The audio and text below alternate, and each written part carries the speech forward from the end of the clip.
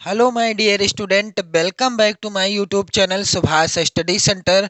जितने भी मेरे प्यारे बच्चे 22 फरवरी 2024 को हिंदी विषय का पेपर देने वाले हैं, जितने भी मेरे प्यारे बच्चे कक्षा 10 के विद्यार्थी हैं, 22 फरवरी 2024 को हिंदी विषय का पेपर देने वाले हैं। आप इस मॉडल पेपर को जरूर तैयार कर लेना, जो मॉडल पेपर मैं आपके लिए इस वीडियो में लेकर के आया हूं। जी हां मेरे प्यारे बच्चों, यह मॉडल पेपर हिंदी विषय का मॉडल पेपर है और 100% की गारंटी है मेरे प्यारे बच्चों आप सभी से मेरी कि यहाँ से प्रश्न जरूर आएंगे आपकी बोर्ड परीक्षा में। मेरे प्यारे बच्चों, इस मॉडल पेपर के जितने भी बहुविकल्पी प्रश्न हैं इनका आंसर तो मैं आपको बताऊंगा ही बताऊंगा, साथ ही साथ जो वर्णनात्मक प्रश्न है मेरे प्यारे बच्चों यहाँ पर आप लोग ध्यान दीजिएगा, जो कि 50 अंकों के पूछे जाएंगे, इनको भी कैसे आपको हल करना है अपनी बोर्ड परीक्षा की कॉपी पर आपको सारी चीजें बताने वाला हूं। जी हां मेरे प्यारे बच्चों, यहाँ पर आप लोग ध्यान दीजिएगा, बोर्ड परीक्षा में आपको कैसे गद्यांश हल करना है, कैसे पद्यांश हल करना है, कैसे संस्कृत का गद्यांश और कैसे संस्कृत का पद्यांश हल करना है, जीवन परिचय कैसे लिखना है और मेरे प्यारे बच्चों कैसे आपको आगे सारी चीजें लिखनी है, सारी चीजें मैं आपको इस वीडियो में बताने वाला हूं। तो वीडियो काफी ज्यादा इंपॉर्टेंट है आप सभी के लिए। वीडियो को पूरा देखिएगा, कंप्लीट देखिएगा, जरा भी स्किप किए तो आपसे महत्वपूर्ण जानकारी छूट जाएगी। मेरे प्यारे बच्चों, सबसे पहले मैं आपको बता दूं कि इस मॉडल पेपर को आप लोग जरूर तैयार कर लो। यहां से प्रश्न आपकी बोर्ड परीक्षा में 100% पूछे जाएंगे। जितने भी मेरे प्यारे बच्चे कक्षा 10 के हैं और यदि आप चैनल पर नए हैं तो चैनल को भी सब्सक्राइब कर लेना। अब मैं आपका ज्यादा समय नहीं लूंगा ताकि आपको अन्य महत्वपूर्ण जानकारी भी दे सकूं इस मॉडल पेपर के जरिए। मेरे प्यारे बच्चों, जैसा कि आप सभी जानते हैं, आपको 3 घंटे 15 मिनट का समय मिलेगा बोर्ड परीक्षा में। पेपर का पूर्णांक कितना रहेगा? 70 अंकों का। अब यहाँ पर आप लोग ध्यान देंगे, ये जो चीज लिखी है 801 AE यहाँ पर लिखी होगी, ये इधर साइड में लिखी होगी, ये कोड बदला होगा। मैं यहाँ पर आप लोग ध्यान देंगे 901 विषय का कोड है हिंदी विषय का, बाकी ये पेपर का कोड है 801 AE। इसको मैं सॉल्व कराने जा रहा हूँ, इस कोड के पेपर को आप लोग जरूर तैयार कर लो। तो 3 घंटे 15 मिनट का समय मिलेगा आपको, जिसमें से 15 मिनट आपको मिलेंगे किस लिए? पेपर को पढ़ने के लिए, यानी पेपर को सॉल्व करने के लिए आपके पास सिर्फ 3 घंटे होंगे। मेरे प्यारे बच्चों, प्रश्न पत्र 2 खंडों में विभाजित रहेगा, खंड आ और खंड बा में। अब खंड आ में क्या होगा? 20 अंक के बहुविकल्पी प्रश्न दिए होंगे, जिनका आंसर आपको OMR शीट में भरना है। मैंने कई वीडियो में आपको बताया है, यदि आप इन 20 प्रश्नों का सही आंसर OMR शीट में भर देते हैं, सही तरीके से OMR शीट भरते हैं, किसी प्रकार की गलती नहीं करते, तो आपके पूरे पूरे 20 नंबर पक्के हो जाएंगे मेरे प्यारे बच्चों।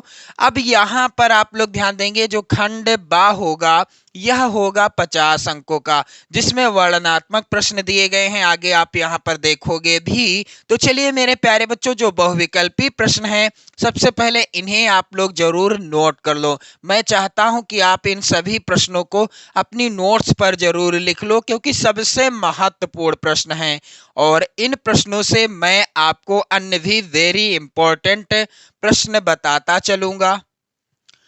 पहला प्रश्न है मेरे प्यारे बच्चों, कलम का सिपाही किस विधा पर आधारित रचना है? तो यहाँ पर आप लोग ध्यान दीजिएगा, कलम का सिपाही किस विधा पर आधारित रचना है? इसका उत्तर हो जाएगा जीवनी विधा पर आधारित रचना है। कलम का सिपाही जीवनी विधा पर आधारित रचना है। यदि प्रश्न पूछ लिया जाता है कलम का सिपाही के लेखक कौन हैं, तो उत्तर हो जाएगा अमृत राय। कलम का सिपाही किसकी रचना है? अमृत राय जी की रचना है। कलम का सिपाही किसकी जीवनी है यदि प्रश्न में आ जाता है, तो उत्तर क्या होगा? मुंशी प्रेमचंद जी की। मेरे प्यारे बच्चों, आप लोग ध्यान दीजिएगा, कलम का सिपाही जीवनी विधा पर आधारित रचना है, यह मुंशी प्रेमचंद जी की जीवनी है। और यदि प्रश्न आता है कलम का सिपाही के लेखक या रचनाकार कौन है, तो उत्तर होगा आपका अमृत राय वाला विकल्प सही। मेरे प्यारे बच्चों, इसके बाद आप देखेंगे दूसरा प्रश्न वेरी इंपॉर्टेंट है। कह रहा है घुमक्कड़ शास्त्र के लेखक कौन है। दिए गए विकल्पों में से घुमक्कड़ शास्त्र के लेखक कौन है, इसका उत्तर होगा मेरे प्यारे बच्चों पहला ही विकल्प। आप लोग ध्यान देंगे आपके पेपर में का, खा, गा और घा नहीं लिखा होगा, क्या लिखा होगा, ए, बी, सी और डी। मेरे प्यारे बच्चों इस तरह से विकल्प दिए होंगे और आपको क्या करना है, जो भी विकल्प सही है, मेरे प्यारे बच्चों जो भी विकल्प सही है, जैसे पहले प्रश्न में तीसरा सही है विकल्प यानी सी वाला ऑप्शन सही है, तो ओएमआर में आपको क्या करना है, पहले के आगे सी वाले गोले को काला कर देना है। दूसरे में कौन सा सही है, ए वाला सही है, तो ए वाले को काला करना है। और इसी तरह से आपको पूरे 20 गोले को यानी जो 20 गोले होंगे इनको आपको भर देना है। और एक बार यदि आप इन गोलों को भर दोगे तो आपने सोचा कि मान लीजिए पहले में मेरा सही था ए या बी या डी और मैंने कर दिया सी, तो इसको इस तरह से काट दूं या व्हाइटनर इरेजर का प्रयोग कर लूं, ऐसा यदि आप करेंगे तो ओएमआर सीट का मूल्यांकन नहीं होगा। आपको कुछ भी नहीं करना है, ना व्हाइटनर लगाना है, ना इरेजर से खुरचना है, ना ही इस तरह से काटना, कुछ नहीं करना है। बाकी गोले भरने का सही तरीका ये है, गलत तरीका ये है, ये सब चीजें आप देखेंगे जब ओएमआर आपको मिलेगी। मेरे प्यारे बच्चों जैसे कि यहाँ पर ए, बी, सी और डी, अब इसमें कौन सा ऑप्शन सही है, कौन सा विकल्प सही है, घुमक्कड़ शास्त्र के लेखक हैं मेरे प्यारे बच्चों राहुल सांकृत्यायन जी, पहला ही विकल्प सही है। प्रश्न संख्या 3 है मेरे प्यारे बच्चों, ये भी प्रश्न बहुत ही ज्यादा पूछा गया है बोर्ड परीक्षाओं में, 2024 की बोर्ड परीक्षा के लिए भी महत्वपूर्ण है। ठूठा आम किसकी रचना है, यहाँ पर इसका उत्तर क्या होगा, ठूठा आम के रचनाकार हैं भगवत शरण उपाध्याय जी। यदि प्रश्न में पूछ लिया जाता है कि ठूठा आम रचना किस विधा पर आधारित रचना है, तो इसका उत्तर क्या होगा, ठूठा आम जो है यह निबंध विधा पर आधारित रचना है।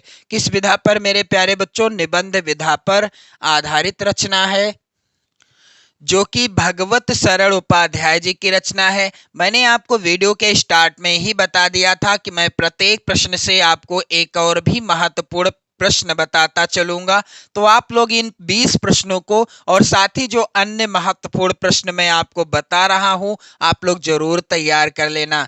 प्रश्न संख्या 4 है मेरे प्यारे बच्चों, हिंदी की प्रथम कहानी कौन सी है। दिए गए विकल्पों में से हिंदी की प्रथम कहानी कौन सी है, क्या ममता है, कफन है या इंदुमती, या इनमें से कोई नहीं, तो हिंदी की प्रथम कहानी है इंदुमती। अब आप लोग कमेंट करके बताइएगा कि इंदुमती जो कि हिंदी की प्रथम कहानी है कौन सी मेरे प्यारे बच्चों, इंदुमती हिंदी की प्रथम कहानी है, इस कहानी के लेखक कौन है, आप लोग इसका उत्तर कमेंट करके बताइएगा। प्रश्न संख्या 5 है मेरे प्यारे बच्चों, पानी में चंदा और चांद पर आदमी के लेखक कौन हैं, तो इसका उत्तर क्या होगा, पानी में चंदा और चांद पर आदमी के लेखक आप सभी जानते हैं जयप्रकाश भारती जी हैं इस रचना के लेखक या इस पाठ के लेखक। प्रश्न संख्या 6 है मेरे प्यारे बच्चों, अंजलि काव्य के रचनाकार कौन है। दिए गए विकल्पों में से अंजलि काव्य के रचनाकार हैं डॉक्टर राम कुमार वर्मा जी के द्वारा रचित है अंजलि काव्य, और 2024 की बोर्ड परीक्षा के लिए मोस्ट इंपोर्टेंट है प्रश्न। वैसे तो ये सभी प्रश्न महत्वपूर्ण हैं, आप लोग यदि इन प्रश्नों को अपनी नोट्स पर लिख लेते हैं तो बहुत अच्छी बात है। आप वीडियो लाइक करो ना करो, शेयर करो ना करो, लेकिन इन प्रश्नों को जरूर लिख लो, ये मेरी रिक्वेस्ट है आप सभी से। तो जितने भी मेरे प्यारे बच्चे कक्षा 10 में हैं आप लोग इन सभी प्रश्नों को जरूर लिख लेना, यहां से प्रश्न 100% आएंगे बोर्ड परीक्षा में, जैसा कि मैं आपको बार बार बता रहा हूं। प्रश्न संख्या 7 है मेरे प्यारे बच्चों, हरी घास पर क्षण भर के लेखक कौन हैं? हरी घास पर क्षण भर के लेखक हैं सच्चिदानंद हीरानंद वात्स्यायन अज्ञे जी हैं, और इन्होंने तार सप्तक का संपादन किया था 1943 ईस्वी में। यदि प्रश्न पूछ लिया जाता है तार सप्तक का संपादन किसने किया, तो उत्तर क्या होगा मेरे प्यारे बच्चों? इसका उत्तर हो जाएगा सच्चिदानंद हीरानंद वात्स्यायन अज्ञे जी ने। और यदि प्रश्न में आता है तार सप्तक का संपादन हुआ कब? 1943 ईस्वी में। इसके बाद मेरे प्यारे बच्चों प्रश्न संख्या 8 है। यहाँ पर आप देख रहे हैं वीर गाथा काल के कवि हैं। दिए गए कवियों में से वीर गाथा काल के कवि कौन हैं? उत्तर हो जाएगा चंद बरदाई वीर गाथा काल के कवि हैं। मेरे प्यारे बच्चों चंद बरदाई जी की बहुत ही प्रसिद्ध रचना है जिसका नाम है पृथ्वीराज रासो। मेरे प्यारे बच्चों आप लोग ध्यान दीजिएगा, पृथ्वीराज रासो जो कि हिंदी का प्रथम महाकाव्य है। आप लोग ध्यान देंगे, हिंदी का प्रथम महाकाव्य, हिंदी का प्रथम महाकाव्य, हिंदी का प्रथम महाकाव्य है पृथ्वीराज रासो, जो कि रचित है किसके द्वारा? चंद बरदाई जी के द्वारा। और प्रश्न संख्या 9 है मेरे प्यारे बच्चों, परशुराम की प्रतीक्षा के लेखक कौन हैं? तो इस प्रश्न का उत्तर होगा परशुराम की प्रतीक्षा किसकी रचना है? रामधारी सिंह दिनकर जी की रचना है। प्रश्न संख्या 10 है, आंसू के रचनाकार हैं। आंसू किसकी रचना है? तो इसका उत्तर होगा आंसू जयशंकर प्रसाद जी की रचना है। और जयशंकर प्रसाद जी की एक और प्रसिद्ध रचना है चंद्रगुप्त स्कंदगुप्त, जो कि नाटक विधा पर आधारित रचनाएं हैं। इनको भी आप लोग याद कर लेना। प्रश्न संख्या 11 है मेरे प्यारे बच्चों, हास्य रस का स्थायी भाव क्या है? तो आप सभी जानते हैं शोक किस रस का स्थायी भाव है? शोक है करुण रस का स्थायी भाव। भय किस रस का स्थायी भाव है? भय है भयानक रस का स्थायी भाव। और क्रोध जो कि स्थायी भाव है और इसका रस है रौद्र। थोड़ा सा विकल्प मिसप्रिंट नहीं हुआ है, यहाँ पर आपको कंफ्यूजन करने के लिए यहाँ पर विकल्प में दिया गया है। रौद्र रस होता है और क्रोध होता है उसका स्थायी भाव। ये चीज आप लोग ध्यान दीजिएगा, मैं आपको सही जानकारी दे दूं ताकि आपको किसी तरह की कंफ्यूजन ना रहे। रौद्र रस का स्थायी भाव क्रोध होता है। और हास है किस रस का स्थायी भाव? हास्य रस का स्थायी भाव। उत्तर हो जाएगा यहाँ पर चौथा विकल्प। प्रश्न संख्या यहाँ पर है, आप लोग ध्यान दीजिएगा, उपमा के कितने अंग होते हैं? तो उपमा के 4 अंग होते हैं। कौन कौन से मेरे प्यारे बच्चों? चारों अंगों का नाम भी मैं आपको बता दूं। यहाँ पर आप लोग ध्यान दीजिएगा, यहाँ पर उपमा के 4 अंग होते हैं। उपमेय होता है पहला अंग है, दूसरा अंग है उपमान, आप लोग ध्यान दीजिएगा, याद कर लेना इन सभी चीजों को। और तीसरा अंग है यहाँ पर साधारण धर्म, आप लोग ध्यान देंगे, साधारण धर्म यहाँ पर मैं लिख रहा हूं।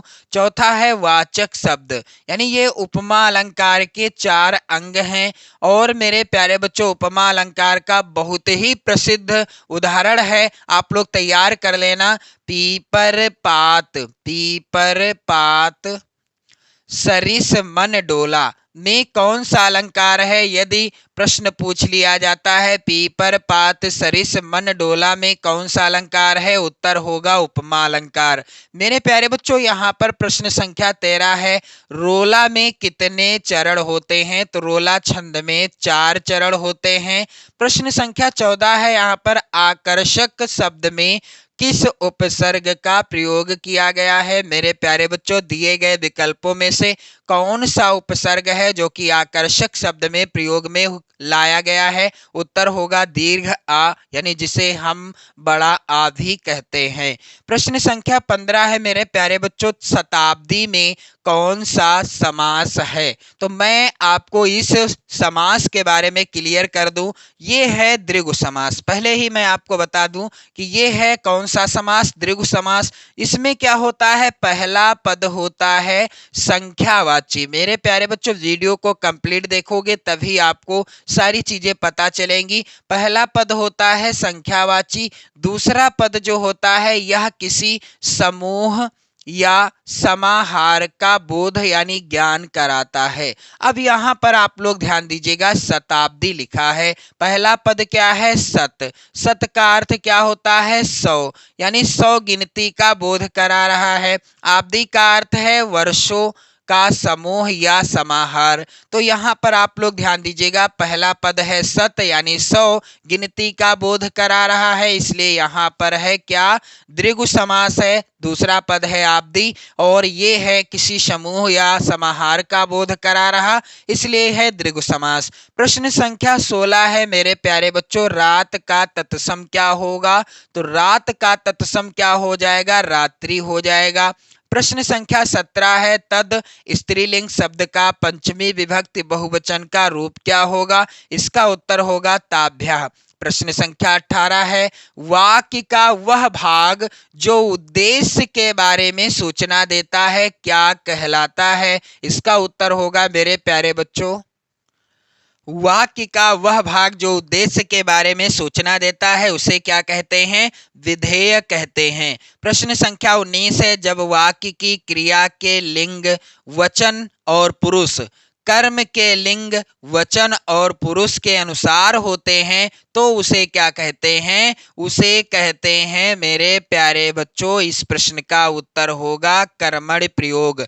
जब वाक्य की क्रिया के लिंग वचन और पुरुष कर्म के लिंग वचन और पुरुष के अनुसार होते हैं तो उसे कहते हैं कर्मणि प्रयोग। प्रश्न संख्या 10 है, प्रश्न संख्या 20 है मेरे प्यारे बच्चों, जिन शब्दों का प्रयोग संज्ञा के स्थान पर किया जाता है उन्हें क्या कहते हैं, आप सभी जानते हैं, उसे कहते हैं सर्वनाम, यानी उन्हें क्या कहते हैं, सर्वनाम कहते हैं। अब मेरे प्यारे बच्चों, खंड बा के अंतर्गत जो 50 अंक के प्रश्न आएंगे, वर्णनात्मक प्रश्न, इसके लिए मैं आपको बता दूं कि आपको बोर्ड परीक्षा में कॉपी कैसे लिखनी है ताकि आप 70 में 70 कर लो। जी हाँ मेरे प्यारे बच्चों, मेरा टारगेट है कि आप लोग बोर्ड परीक्षा में 70 में 70 अंक लेकर आओ। हिंदी के पेपर में ना 70 में 70 आए तो आप 65 प्लस जरूर लेकर आओ, 65 प्लस अंक आपके जरूर आने चाहिए, ये मेरा टारगेट है। बाकी आपका क्या टारगेट है आप लोग कमेंट करके जरूर बताना। मेरे प्यारे बच्चों, यहाँ पर खंड बा में प्रश्न है, निम्नलिखित गद्यांशों पर आधारित 3 प्रश्नों का उत्तर दीजिए। पहला है यहाँ पर गद्यांश, जिंदगी को मौत के पंजों से मुक्त कर उसे अमर बनाने के लिए आदमी ने पहाड़ काटा है, कैसे हल करना है आपको। अब इस गद्यांश का पहला प्रश्न है मेरे प्यारे बच्चों, उपयुक्त गद्यांश का संदर्भ लिखिए। अब यहाँ पर आप देख रहे हैं 2 नंबर का प्रश्न है, तो जिस भी गद्यांश का आप लोग ध्यान दीजिएगा, जिस भी गद्यांश का आप संदर्भ लिखेंगे सबसे पहले तो आपको क्या करना है, बोर्ड परीक्षा में सबसे पहले आपको प्रश्नोत्तर संख्या डाल देना है। 1 का कर रहे हैं तो 1, 2 कर रहे हैं तो 2। उसके पहले आप कॉपी पर लिख दीजिएगा खंड बा, यहाँ पर आप हेडिंग डाल दीजिएगा खंड बा। ये बार बार हेडिंग आपको नहीं डालना है, खंड बा हेडिंग डाल देना है इस तरीके से, फिर प्रश्नोत्तर संख्या हेडिंग डाल देना है। फिर मेरे प्यारे बच्चों, जिस गद्यांश को आप हल कर रहे हैं वहां आप क्या करेंगे, संकेत हेडिंग डालने के बाद आप गद्यांश के शुरुआत के शब्दों को और अंतिम के शब्दों को जरूर लिख लेना। ये अच्छा तरीका होता है, आप अच्छा स्कोर कर सकते हैं। यदि आपको पेपर में कुछ भी नहीं आता फिर भी आप अच्छा स्कोर कर देंगे यदि ये तरीका प्रयोग करेंगे। फिर मेरे प्यारे बच्चों, आप लोग यहाँ पर ध्यान दीजिएगा, संदर्भ हेडिंग डाल दीजिएगा। तो ये जो गद्यांश है किस पाठ से है, चलिए मैं आपको संदर्भ लिखने का सही तरीका बता दूं, क्योंकि कुछ बच्चे संदर्भ शॉर्ट में लिख देते हैं जो कि उन्हें पूरे नंबर नहीं मिल पाते। तो प्रस्तुत गद्यांश सेम ऐसे ही संदर्भ लिखिएगा, किसी भी पाठ का गद्यांश हो मैं आपको बताऊंगा कैसे लिखना है। प्रस्तुत गद्यांश हमारी पाठ्य पुस्तक हिंदी आप काले पेन से लिखें, सिंगल इन्वर्टेड कामा लगा दें दोनों ओर से। फिर इसके बाद के गद्य गद्यांश हमेशा ध्यान रखिए गद्य खंड का भाग होता है। में संकलित पाठ का नाम क्या है, अजंता शीर्षक निबंध से उद्धृत है। मेरे प्यारे बच्चों, यहाँ पर आप लोग ध्यान देंगे, पाठ का नाम भी काले पेन से मैंने लिखा, सिंगल इन्वर्टेड कामा लगा दिया, ऐसे ही आपको करना है। फिर जिसके लेखक या इसके लेखक, ये चीज ध्यान रहे, गद्यांश में लिखा जाता है जिसके या इसके लेखक। पद्यांश के संदर्भ में क्या लिखा जाता है मैं आपको आगे बताऊंगा। लेखक कौन है? डॉक्टर भगवत सरल उपाध्याय जी हैं। लेखक का नाम भी आपको काले पेन से ही लिखना है। यदि आप सेम इसी तरह से संदर्भ लिखते हैं तो आपके 2 नंबर पूरे पूरे एग्जामिनर खुश होकर दे देंगे।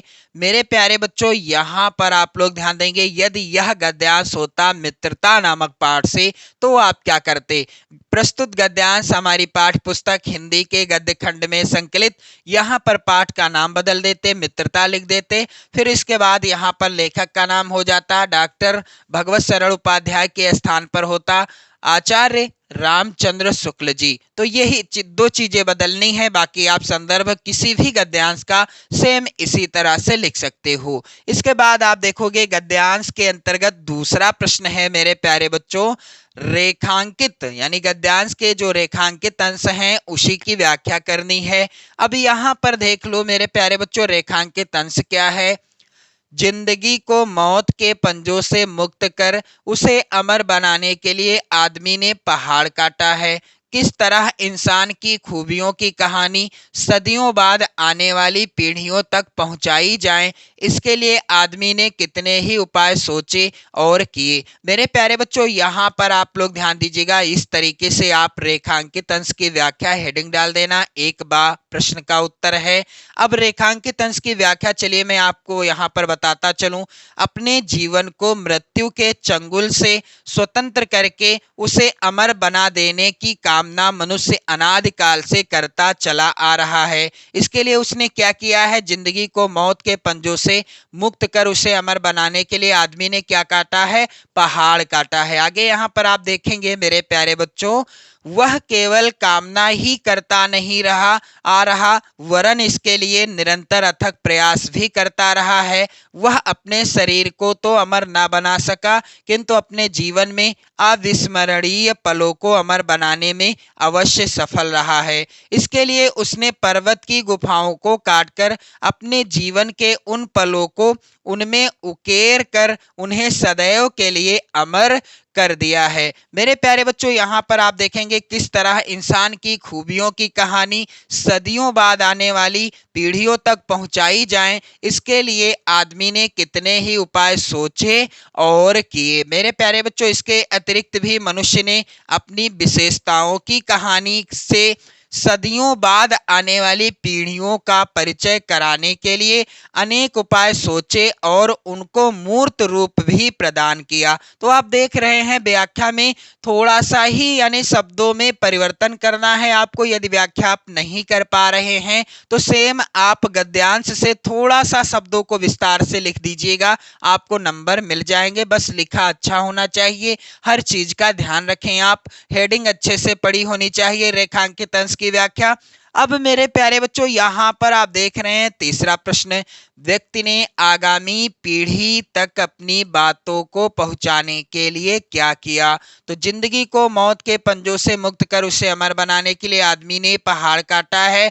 किस तरह इंसान की खूबियों की कहानी सदियों बाद आने वाली पीढ़ियों तक पहुंचाई जाए, इसके लिए आदमी ने कितने ही उपाय सोचे और किए। अब उन उपायों में उसने किया क्या? उसने चट्टानों पर अपने संदेश खोदे, ताड़ों से ऊंचे, धातुओं से चिकने पत्थर के खंभे खड़े किए, तांबे और पीतल के पत्थरों पर अक्षरों के मोती बिखेरे और जीवन मरण की कहानी सदियों के उतार पर सरकती चली आई। इस तरह से यहाँ पर आप देख रहे हैं, यही है इस प्रश्न का उत्तर। और लिखने की भाषा में आप देख रहे हैं, एक गा के अंतर्गत अपनी बातों को आगामी पीढ़ी तक पहुंचाने के लिए व्यक्ति ने पत्थर की चट्टानों पर संदेश खुदवाए, ऊंचे चिकने पत्थरों के खंभे बनवाए, तांबे पीतल के पत्रों पर लेख लिखवाए तथा पर्वतों पर गुफा मंदिर बनवाए। मेरे प्यारे बच्चों, ये हो गया गद्यांश का फुल सॉल्यूशन। अब यहाँ पर जो दूसरा गद्यांश है, चलिए मैं आपको बता दूं यह किस पाठ से है। उनके लिए ना तो बड़े बड़े वीर अद्भुत कार्य कर गए हैं और ना बड़े बड़े ग्रंथकार ऐसे विचार छोड़ गए हैं जिनसे मनुष्य जात के हृदय में सात्विकता की उमंगें उठती हैं। यह लिया गया है मित्रता शीर्षक पाठ से। लेखक हैं मेरे प्यारे बच्चों आचार्य रामचंद्र शुक्ल जी। लेखक कौन है इस पाठ के? आचार्य रामचंद्र शुक्ल जी हैं। अब यहाँ पर ध्यान देने वाली बात यह है कि आपको किसी एक गद्यांश के नीचे दिए गए 3 प्रश्नों का उत्तर करना है, जिसके लिए आपको मिलेंगे कुल 6 अंक। तो मैंने पहले गद्यांश को हल कर दिया, अब इसको मैं हल नहीं करूंगा, आप लोग इसको हल करके प्रयास कीजिएगा अपनी होमवर्क के रूप में। मेरे प्यारे बच्चों, इसके बाद आप देखेंगे अगला प्रश्न क्या है। प्रश्न संख्या 2 है, यहाँ पर दिए गए पद्यांश पर आधारित 3 प्रश्नों के उत्तर दीजिए। 2 पद्यांश आएंगे आपकी परीक्षा में, आपको किसी एक पद्यांश के नीचे दिए गए 3 प्रश्नों का उत्तर करना है। तो मैं आपको बताऊंगा यहाँ पर जो पहला पद्यांश है, सागर निज छाती पर जिनके अगणित अरड़ों पोते उठाकर पहुंचाया करता था प्रमुदित भूमंडल के सकल तटों पर, ये है पद्यांश। अब इसको सॉल्व करना है। कैसे सॉल्व करना है? पहला प्रश्न आप देख लीजिए क्या है। प्रस्तुत पद्यांश का संदर्भ लिखिए, 2 नंबर का प्रश्न है। सबसे पहले प्रश्नोत्तर संख्या इस तरह से लिख लेना है, फिर संकेत हेडिंग डाल देना है।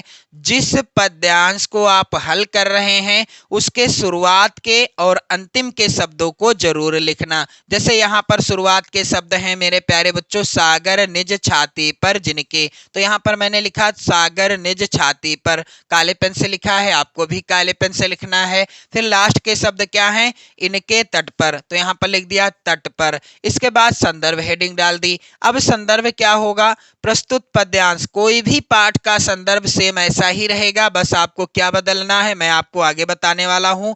प्रस्तुत पद्यांश हमारी पाठ्य पुस्तक हिंदी, काले पेन से लिखेंगे आप लोग, सिंगल इन्वर्टेड कामा लगा देंगे, के काव्यखंड, पद्यांश हमेशा काव्यखंड का भाग होता है, में संकलित। पाठ का नाम क्या है? स्वदेश प्रेम शीर्षक कविता से उद्धृत है, जिसके रचयिता, अब यहाँ पर रचयिता लिखा जाएगा, लेखक नहीं लिखा जाएगा, या रचनाकार आप लिख सकते हैं, राम नरेश त्रिपाठी जी हैं। तो रचयिता का नाम यानी रचनाकार का नाम भी आपको काले पेन से ही लिखना है। मेरे प्यारे बच्चों, आप लोग ध्यान दीजिएगा, संदर्भ सेम इसी तरह से लिखना। बस यदि यह होता किसी और पाठ से पद्यांश, तब आप क्या करते? पाठ का नाम बदल देते, रचनाकार का नाम बदल देते, यानी रचयिता का नाम बदल देते, बाकी सेम ऐसा ही रहता। दूसरा प्रश्न है यहाँ पर, रेखांकित अंश की व्याख्या कीजिए। मेरे प्यारे बच्चों, यहाँ पर रेखांकित अंश क्या है? प्रस्तुत पद्यांश में सागर निज छाती पर जिनके अगणित अरड़ों पोत उठाकर। मेरे प्यारे बच्चों, यहाँ पर आप लोग ध्यान दीजिएगा, रेखांकित अंश की व्याख्या हेडिंग डाल दी है मैंने।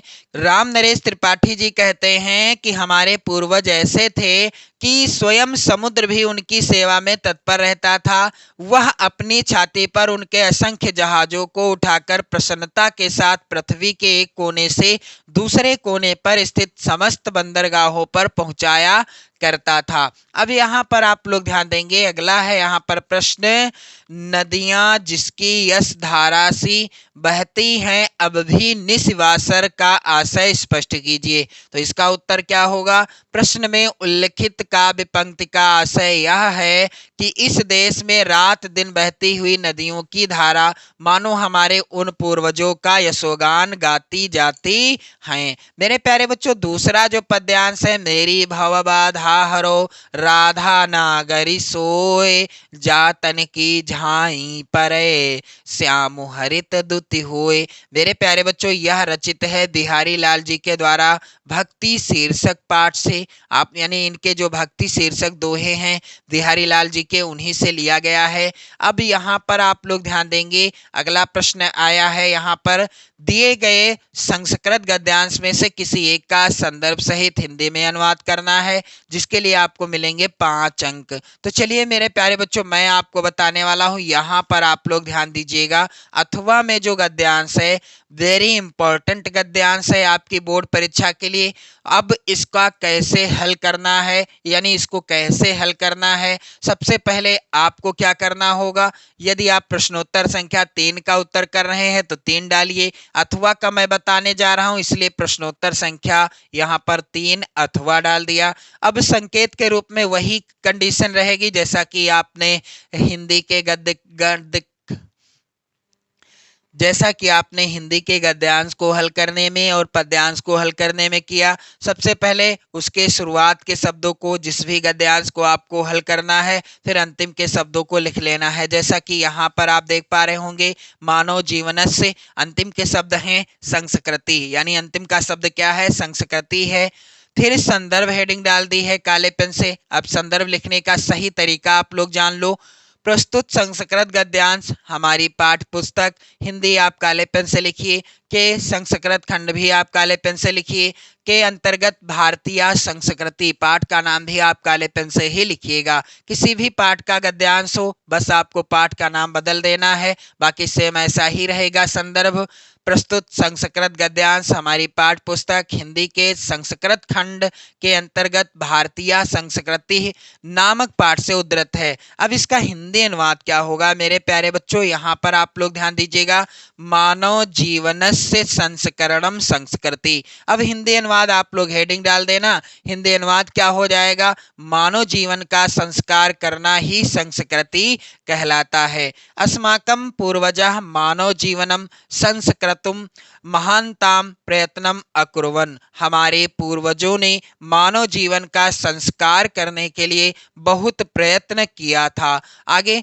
ते अस्माकं जीवनस्य संस्करणाय मान्य आचारान् विचारान् च आदर्शयन् तत्सर्वम अस्माकं संस्कृति। उन्होंने क्या किया, उन्होंने हमारे जीवन के संस्कार के लिए जिन आचारों विचारों का प्रदर्शन किया, वही सब हमारी क्या है, संस्कृति है। अब मेरे प्यारे बच्चों, यहाँ पर आप लोग ध्यान देंगे, पहला जो यहाँ पर दिया गया है गद्यांश, यह लिया गया है किस पाठ से, प्रबुद्धो ग्रामीणा शीर्षक पाठ से। आप लोग ध्यान देंगे, ये भी महत्वपूर्ण है, आप लोग तैयार कर लेना इसको भी, प्रबुद्धो ग्रामीणा शीर्षक पाठ से है। अगला प्रश्न है मेरे प्यारे बच्चों, प्रश्न संख्या 4, दिए गए संस्कृत पद्यांश में से किसी एक का संदर्भ सहित हिंदी में अनुवाद कीजिए, जिसके लिए अंक मिलेंगे आपको 5 यहाँ से भी। तो चलिए मैं आपको बता दूं, यहाँ पर जो पहला है पद्यांश, सर्वे भवन्तु सुखिनः सर्वे सन्तु निरामयाः, कैसे इसको हल करना है। प्रश्नोत्तर संख्या यहाँ पर आप लोग ध्यान देंगे 4 मैंने डाल दी है। इसके बाद संकेत के रूप में जिस भी पद्यांश को हल करना है आपको, उसके शुरुआत के और अंतिम के शब्दों को जरूर लिख लेना। जैसा कि यहाँ पर मैंने लिखा, सर्वे भवन्तु सुखिनः शुरुआत के शब्द और अंतिम का शब्द है भवेत, यहाँ पर आप लोग देख पा रहे होंगे। मेरे प्यारे बच्चों, आप लोग वीडियो शेयर जरूर कर देना और सभी चीजें आप लोग अच्छे से समझ जाइएगा। मैं आपको हर संभव प्रयास करूंगा कि आप लोग समझ जाओ, हर चीज एक एक चीज समझ जाओ मेरे प्यारे बच्चों। इसके बाद आपको संदर्भ हेडिंग डाल देना है। अब संदर्भ कैसे लिखा जाएगा, किसी भी पद्यांश का, संस्कृत के जो भी पद्यांश आएंगे आप लोग यहाँ पर देखेंगे। प्रस्तुत श्लोक हमारी पाठ पुस्तक हिंदी आप काले पेन से सिंगल इन्वर्टेड कामा लगा दीजिएगा, के संस्कृत खंड भी आप काले पेन से लिख दीजिएगा, के अंतर्गत भारतीय संस्कृति पाठ का नाम भी आपको काले पेन से ही लिखना है, नामक पाठ से उद्धृत है। तो पाठ का नाम सिर्फ बदलना है, बाकी आपको सेम इसी तरह से संदर्भ लिखना है किसी भी पद्यांश का। मान लीजिए ये जो दूसरा पद्यांश है, यह किस पाठ से है, बंधनम मरणम वापि जयो वापि पराजयः उभयत्र समो वीरः धीर भावो ही वीरता। यह लिया गया है किस पाठ से, इसका मान लो संदर्भ लिखते आप तो कैसे लिखते, प्रस्तुत श्लोक हमारी पाठ पुस्तक हिंदी के संस्कृत खंड के अंतर्गत किस पाठ से है, धीरः धीरेण पूज्यते शीर्षक पाठ से लिया गया है। मेरे प्यारे बच्चों, पाठ का नाम ही बदलना है, बाकी सेम ऐसा ही रहेगा। अब यहाँ पर इसका हिंदी अनुवाद क्या होगा, चलिए हिंदी अनुवाद में बता दूं, सर्वे भवन्तु सुखिनः सर्वे सन्तु निरामयाः, सब सुखी हों, सब रोग रहित हों और सर्वे भद्राणि पश्यन्तु माँ कश्चित् दुख भाग भवेत्, और सबका क्या हो, सब कल्याण को देखें, यानी सबका कल्याण हो, सभी का कल्याण हो, कोई भी दुख का भागी ना बने। मेरे प्यारे बच्चों, इसके बाद आप देखेंगे प्रश्न संख्या 5, यहाँ पर ऐसा आएगा, अपने पठित खंड काव्य के आधार पर निम्नलिखित प्रश्नों में से किसी एक का उत्तर दीजिए। 3 नंबर का प्रश्न होगा। जो भी खंड काव्य आपके जिले के लिए निर्धारित है, आप उसको तैयार कर लो। उसके दो प्रश्न पूछे जाएंगे, आपको किसी एक प्रश्न का उत्तर देना है, 3 नंबर आपको मिलेंगे। जैसा कि यहाँ पर लिखा भी है स्पष्ट रूप से, किसी एक प्रश्न का उत्तर दीजिए। तो आप लोग कमेंट करके बताओ आप किस जिले से हैं। मेरे प्यारे बच्चों, प्रत्येक खंड काव्य के दो दो प्रश्न हैं, किसी एक प्रश्न का उत्तर देना है, लेकिन उसी खंड काव्य के प्रश्न का उत्तर देना है जो आपके जिले के लिए निर्धारित है। जैसे बाराबंकी जिले के लिए मुक्तिदूत खंड काव्य निर्धारित है। आप लोग कमेंट करके बताओ किस जिले से हो आप लोग, तो मैं आपको बता दूंगा किस जिले के लिए आपका, यानी आपके जिले के लिए कौन सा खंड काव्य निर्धारित है। प्रश्न संख्या 6 का इस तरह का आएगा, दिए गए लेखकों में से किसी एक लेखक का जीवन परिचय लिखते हुए उनकी प्रमुख रचना का उल्लेख कीजिए। 5 नंबर आपको तभी मिलेंगे जब आप जीवन परिचय सही तरीके से लिखोगे और लिखने का तरीका आप गलत प्रयोग में नहीं लाओगे तो। अब मेरे प्यारे बच्चों, यहाँ पर आप लोग ध्यान दीजिएगा, डॉक्टर राजेंद्र प्रसाद, जयशंकर प्रसाद, आचार्य रामचंद्र शुक्ल, इनका नाम दिया गया है। मैं आपसे 100% की गारंटी ले सकता हूँ कि आपकी बोर्ड परीक्षा में इनसे बाहर किसी भी लेखक का जीवन परिचय नहीं आएगा। ये 100% आएंगे, आप लोग लिख कर ले लो। जयशंकर प्रसाद, आचार्य रामचंद्र शुक्ल और राजेंद्र प्रसाद में से एक ना एक लेखक का जीवन परिचय 100% पूछा जाएगा। ये वादा है मेरा आप सभी से। 22 फरवरी को जाकर देख लेना। मेरे प्यारे बच्चों, यहाँ पर मैं आपको बताऊंगा आचार्य रामचंद्र शुक्ल जी का जीवन परिचय और जीवन परिचय लिखने का सही तरीका भी। सबसे पहले प्रश्नोत्तर संख्या 6 का इस तरह से हेडिंग डाल दी मैंने। फिर यहाँ पर आपको क्या करना है, जिस भी नंबर पर होगा नंबर डाल दीजिए। आचार्य रामचंद्र शुक्ल जी का जीवन परिचय लिखना है तो कैसे लिखेंगे आप लोग, सबसे पहले आप इस साइड में आप लोग ध्यान देंगे, महत्वपूर्ण बिंदु कॉपी के यहाँ पर इस साइड में जरूर लिख लेना। जैसे जन्म कब हुआ, सन 1884 में हुआ। जन्म स्थान क्या था, अगोना नामक गांव, जो कि बस्ती जिले के अंतर्गत उत्तर प्रदेश में पड़ता है। पिता का नाम इनके चंद्रबली शुक्ल था। शिक्षा इन्होंने इंटर तक प्राप्त की। इनकी प्रमुख रचनाएं चिंतामणि, विचार वीथी, रस मीमांसा, त्रिवेणी आदि हैं। और इनकी मृत्यु कब हो गई, 2 फरवरी 1941 को। अब इनका जीवन परिचय आपको लिखना कैसे है, बिल्कुल आसान शब्दों में मेरे प्यारे बच्चों आप लोग ध्यान देंगे। जीवन परिचय हेडिंग डाल देना। पंडित रामचंद्र शुक्ल का जन्म बस्ती जिले के अगोना नामक गांव में 1884 ईस्वी में हुआ था। अब जरूरी चीज क्या है कि जो भी बिंदु आप काले पेन से देख रहे हैं, जो भी महत्वपूर्ण चीजें, आपको काले पेन से ही लिखना है। ये नहीं आपने नीला पेन उठाया और पूरा जीवन परिचय ऐसे छाप कर आ गए, ऐसा आपको नहीं करना है। काले पेन का प्रयोग जरूर करें। एग्जामिनर जब देखेंगे इस तरह से लिखा हुआ तो आपके 5 नंबर पूरे पूरे दे देंगे, चाहे आपकी राइटिंग कितनी भी खराब क्यों ना हो। बस लिखा अच्छा होना चाहिए, लिखने का तरीका अच्छा प्रयोग में लाएं, थोड़ा सा साफ सुथरा दिखाई दे तो और भी अच्छी बात है। मेरे प्यारे बच्चों, इसके बाद आपको क्या लिखना है, इनके पिता का नाम पंडित मेरे प्यारे बच्चों, आगे क्या होगा, इनका जीवन परिचय। इनके पिता का नाम पंडित चंद्रबली शुक्ल था। आचार्य रामचंद्र शुक्ल जी ने हाई स्कूल की परीक्षा मिशन स्कूल मिर्जापुर से उत्तीर्ण की तथा इंटरमीडिएट की परीक्षा अंतिम वर्ष में ही छूट गई थी। शुक्ल जी मिर्जापुर के न्यायालय में नौकरी कर लेते हैं, किंतु किसी कारण से उस नौकरी को छोड़ भी दिया इन्होंने। बाद में मिर्जापुर के मिशन स्कूल में चित्रकला के अध्यापक हो गए। स्वाध्याय से इन्होंने हिंदी, अंग्रेजी और संस्कृत तथा बंगला आदि भाषाओं का अच्छा ज्ञान प्राप्त कर लिया। इन्होंने पत्र पत्रिकाओं में लिखना भी आरंभ कर दिया। बाद में इनकी नियुक्ति काशी हिंदू विश्वविद्यालय में हिंदी के प्राध्यापक पद पर हो गई। बाबू श्याम सुंदर दास के पश्चात आचार्य रामचंद्र शुक्ल जी हिंदी विभाग के अध्यक्ष भी बने। इसी पद पर कार्य करते हुए सन 1941 ईस्वी में इनका परलोकवास हो गया। जो महत्वपूर्ण बिंदु हैं आप काले पेन से लिखिएगा, जैसा कि यहाँ पर आप लोग देख पा रहे होंगे। फिर इनकी रचना चिंतामणि, त्रिवेणी, आपको किसी एक रचना का नाम लिखना है। आपके 5 नंबर पूरे पूरे पक्के हो जाएंगे। सेम इसी तरह से जीवन परिचय और रचना का नाम लिखिएगा। इसके बाद मेरे प्यारे बच्चों, आप आप लोग यहाँ पर देखोगे प्रश्न संख्या यहाँ पर 6 खा है। दिए गए कवियों में से किसी एक कवि का जीवन परिचय देते हुए उनकी एक प्रमुख रचना का उल्लेख कीजिए। 5 नंबर का प्रश्न यह भी आएगा। अब यहाँ पर विकल्प दिए गए हैं तुलसीदास, राम नरेश त्रिपाठी, महादेवी वर्मा। तो मैं आपको बताऊंगा महादेवी वर्मा जी का जीवन परिचय, जो कि आपकी बोर्ड परीक्षा के लिए वेरी इंपॉर्टेंट है। साथ ही तुलसीदास जी का भी जीवन परिचय वेरी इंपॉर्टेंट है। मेरे प्यारे बच्चों, दोनों जीवन परिचय आप लोग तैयार कर लेना। मेरे प्यारे बच्चों, यहाँ पर प्रश्नोत्तर संख्या 6 खा मैंने डाल दिया है। फिर किस नंबर पर है महादेवी वर्मा जी का जीवन परिचय? तीसरे नंबर पर है, तो यहाँ पर मैंने 3 नंबर डाल दिया। अब यहाँ पर महादेवी वर्मा इस तरह से डाल दिया। फिर महत्वपूर्ण बिंदु आप जरूर लिख लो, जैसे इनका जन्म कब हुआ? 1907 ईस्वी में। जन्म स्थान क्या था? फर्रुखाबाद, जो कि उत्तर प्रदेश में है। इनके पिता का नाम श्री गोविंद प्रसाद वर्मा और इनकी माताजी का नाम हेमरानी। और इनकी प्रमुख रचनाएं यानी कृतियां निहार, रश्मि।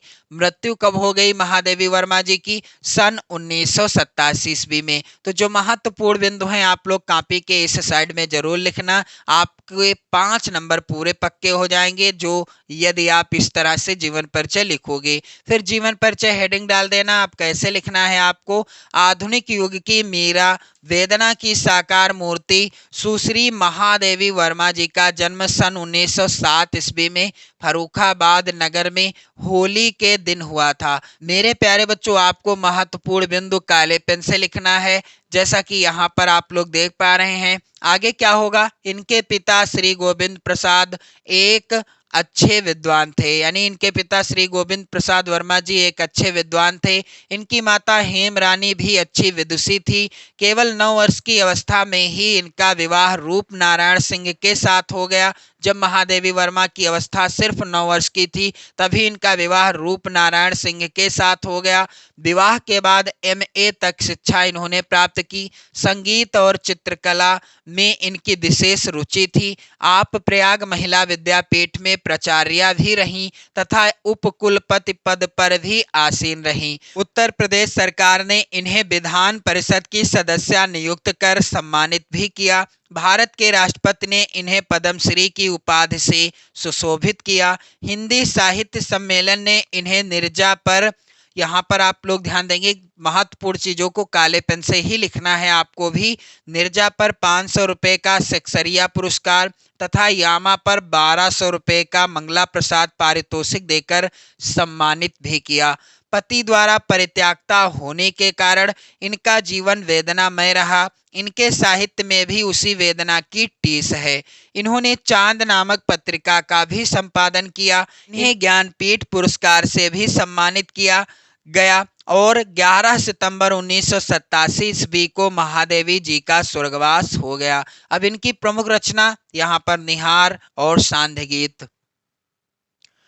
प्रश्न संख्या 7 है मेरे प्यारे बच्चों, अपनी पाठ्य पुस्तक में से कंठस्थ कोई एक श्लोक लिखिए जो इस प्रश्न पत्र में ना आया हो। 2 नंबर का प्रश्न है। अब यहाँ पर आप लोग ध्यान देंगे 2 श्लोक यहाँ पर आए हैं। एक तो सर्वे भवन्तु सुखिनः है, दूसरा है बंधनम मरणम वापि जयो वापि पराजया।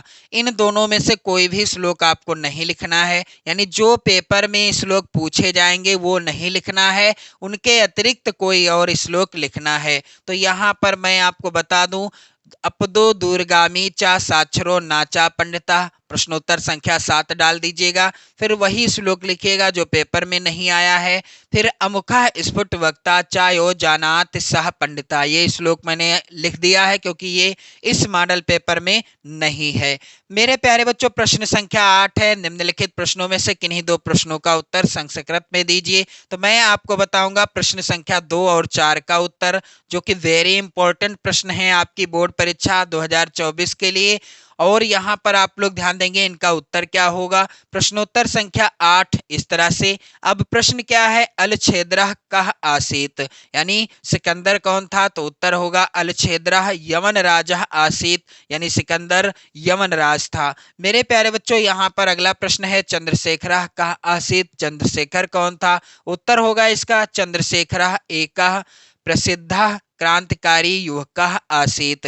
मेरे प्यारे बच्चों, इसके बाद आप देखोगे प्रश्न संख्या 9, निम्नलिखित में से किसी एक विषय पर निबंध आपको लिखना है, 7 नंबर आपको मिलेंगे। तो विज्ञान अभिशाप या वरदान, इस निबंध को तैयार कर लो। पर्यावरण प्रदूषण, इस निबंध को आप लोग तैयार कर लो। और बेरोजगारी एक अभिशाप, ये निबंध तीनों आप लोग तैयार कर लो। 100% आपकी बोर्ड परीक्षा में पूछे जाएंगे। तो यहाँ पर विज्ञान अभिशाप या वरदान पर निबंध आप कैसे लिखोगे? सबसे पहले प्रश्नोत्तर संख्या 9, फिर तीसरे नंबर पर है निबंध, इसलिए 3 यहाँ पर डाल दिया मैंने।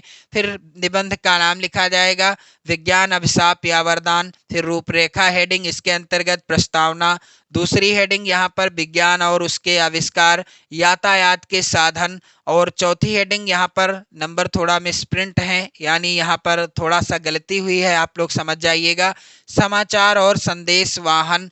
और अगली हेडिंग मनोरंजन, रेडियो, टेलीविजन, सिनेमा आदि। अगली हेडिंग औषधि और शल्य चिकित्सा, विज्ञान का विनाशकारी स्वरूप, विज्ञान नए युग का वरदान और उपसंहार। इतनी हेडिंग्स हैं, इन्हें आप लोग अच्छे से लिखिएगा। जब ये निबंध आपकी बोर्ड परीक्षा में आएगा, इनके बारे में आपको अच्छे से लिखना है।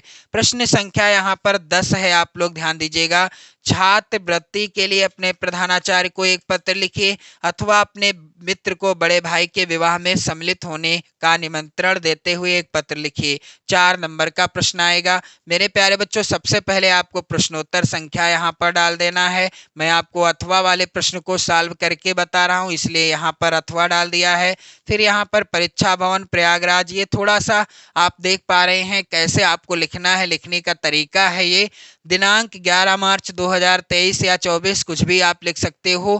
प्रिय मित्र राजीव, जो भी मित्र का नाम है, या आप इसी तरह से भी लिख सकते हो। नमस्कार, तुम्हें यह जानकर हार्दिक प्रसन्नता होगी कि ईश्वर की असीम अनुकंपा से मेरे अग्रज श्री विपुल कुमार का शुभ विवाह लखनऊ निवासी श्री अरविंद कुमार की पुत्री से दिनांक, जो भी डेट आप डाल सकते हैं, 25 अप्रैल 2024 को होना सुनिश्चित हुआ है। वर यात्रा 25 अप्रैल को प्रातः 10 बजे लखनऊ के लिए प्रस्थान करेगी। इस शुभ अवसर पर मैं तुम्हें सप्रेम आमंत्रित करते हुए आशा करता हूं कि तुम अपनी उपस्थिति से विवाह समारोह की शोभा बढ़ाओगे। मेरे प्यारे बच्चों, इसके बाद आप लोग यहाँ पर ध्यान दीजिएगा। शेष मिलने पर तुम्हारा मित्र का खा गा, यानी आपको अपना नाम कॉपी पर कहीं भी नहीं लिखना। तो यहाँ पर आपने देखा कि मैंने आपको इस मॉडल पेपर को पूरा सॉल्व कर दिया। यहाँ पर प्रार्थना पत्र कैसे लिखना है, निबंध कैसे लिखना है, और प्रश्नों का आंसर कैसे देना है, जीवन परिचय कैसे लिखना है, सारी चीज़ें मैंने आपको इस वीडियो में कंप्लीट बता दी हैं। वीडियो को आप ज़्यादा से ज़्यादा मित्रों में शेयर कर देना, और इसी तरह की वीडियो देखने के लिए आप चैनल को भी सब्सक्राइब कर लेना। पढ़ते रहें, मस्त रहें, स्वस्थ रहें। जय हिंद।